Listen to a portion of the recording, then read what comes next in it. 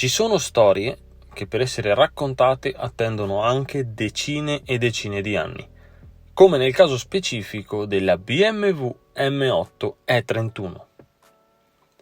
Quando nel 2010 la casa di Monaco se ne uscì con ecco, questa sarebbe stata l'M8, a più di qualcuno dei pochissimi giornalisti chiamati a raccolta per una ristretta conferenza stampa cadde la mandibola.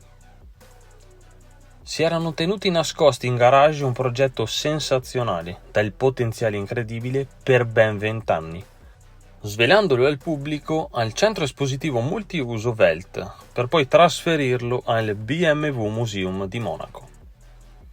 Ma come sempre facciamo un passo indietro. BMW all'inizio degli anni 80 cominciò a pianificare un modello ad alte prestazioni che sostituisse la serie 6, lanciata nel 1976. Fino all'84 non se ne fece nulla, principalmente per via della volontà di creare da zero questo fantomatico modello, senza riprendere in mano altre vetture. Purtroppo non sempre le cose vanno come si vorrebbe e la futura serie 7 attinse dal pianale della serie 8 in fase di progettazione, scavalcandola nelle gerarchie del marchio e congelandone lo sviluppo. Si arrivò quindi al 1989, anno finalmente buono per produrre la tanto desiderata coupé di lusso denominata serie 8, codice progetto E31, che costò 1 miliardo di marchi, bazzecole. Il propulsore di debutto per la 850i era l'onestissimo 5000 V12 M70B50 da 300 cavalli, capace di offrire prestazioni di tutto rispetto con 250 km/h di punta autolimitati e uno 0 a 100 in 6 secondi e 8. Una chicca il cambio a 6 marce, mentre all'epoca sia Ferrari che Porsche montavano i 5 rapporti su 3,48 e 9,11. Il pubblico accolse con ben 5.000 ordini immediati la nuova nata. Fiumi di champagne e in un crescendo di aggiornamenti con nuovi propulsori ed accorgimenti vari, la potenza arrivò a toccare quota 381 cavalli con la 850 CSI. E qui arriviamo all'unicorno in questione. La divisione BMW Motorsport esigeva una serie 8 da estremizzare e sbattere in faccia al mondo. C'era un'ottima base sulla quale lavorare, c'era tutta la precisione tedesca a disposizione, c'era un know-how delle competizioni da sfruttare, insomma l'M8 era matematicamente già fatta. Ne venne assemblato un primo prototipo e, come nelle storie strappalacrime, mamma BMW cancellò di colpo la produzione senza dare spiegazioni a nessuno e senza mai tirare fuori l'argomento negli anni a venire. L'unica informazione che trapelò fu che il prototipo realizzato sarebbe stato distrutto. Torniamo ai giorni nostri con l'amaro in bocca ed eccolo, finalmente quel prototipo mai distrutto ma gelosamente conservato.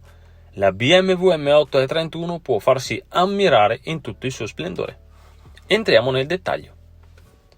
Come base venne utilizzata la 850 CSI, profondamente rivista nonostante fosse il top di gamma, segno che la casa dell'elica voleva fare dannatamente sul serio. La carrozzeria guadagnò un kit aerodinamico con passaruota maggiorati, splitter anteriore, paraurti con prese d'aria più grandi e fari carenati anziché a scomparsa. I pannelli del corpo vettura come portiere, cofano e bagagliaio furono realizzati in fibra di vetro e materiali compositi, stessa sorte toccata ai cerchi in lega. L'ago della bilancia segnò un incoraggiante 1450 kg. Viste le dimensioni, era un peso piuma. L'S70 M56, bestione da 5,5 litri e 12 cilindri a V di 60 gradi che equipaggiava l'850 CSI, fu pompato talmente tanto da raggiungere i 6 litri di cubatura e qualcosa come 640 cavalli di potenza, 5 in più dell'attuale M5 CS con oltre 400 kg in meno, giusto per rendere l'idea di quanto fossero tecnologicamente avanzate e vicine all'impiego su circuito le auto vecchio stampo di un certo spessore. Basta mettere la testa dentro il vano motore per iniziare a sbavare. Anche l'abitacolo faceva eco alla qualità globale del veicolo, con la plancia immersa nell'Alcantara, sedili sagomati da corsa ed il cambio a 6 rapporti con leva corta, per rendere ogni cambiata un'autentica fucilata, il massimo della goduria per far galoppare il mostruoso 12 cilindri a V. Da ogni angolazione ci parla di un mondo che non esiste più e, allo stesso tempo, è evidente che questo modello sia uno dei «e se l'avessero fatta?» più grandi del panorama mondiale. A fronte di oltre 30.000 Serie 8 vendute, è lecito sospirare mentre la si squadra. È semplicemente di un altro livello. Inutile a mio parere anche solo provare ad accostarla all'attuale M8 Competition. Quella che troviamo oggigiorno pesa quasi 2 tonnellate e nonostante sia addobbata con trazione integrale, cambio sequenziale ed un V8 di tutto rispetto da 625 cavalli, è troppo comoda, troppo goffa e troppo poco incazzata per reggere il confronto. Insomma, una versione rivista del V12 dell'M8 E31 finì niente meno che nella McLaren F1 per quanto riguardava la strada e sulla BMW 12 LMR che gareggiò alle 24 ore di Le Mans. Semplicemente diabolica.